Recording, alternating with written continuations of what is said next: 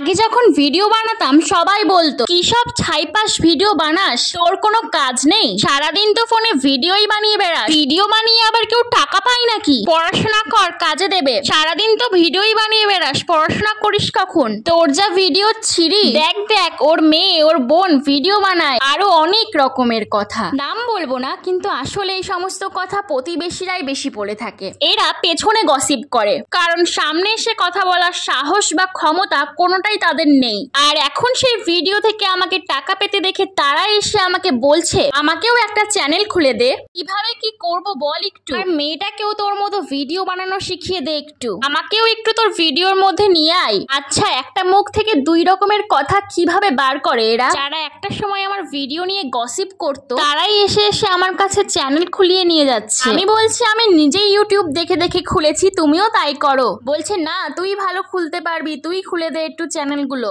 আবার আমার কাছ থেকে এডিটও শিখতে চাইছে। ভাবা যায়? একটা কথা জানো তো, সময় সবার আসে, সঠিক সময় আসলে যারা তোমার সাথে খারাপ ব্যবহার করেছে সময় তাদের মুখ বন্ধ করে দেবে, এই কথাটা কিন্তু মানতেই হবে।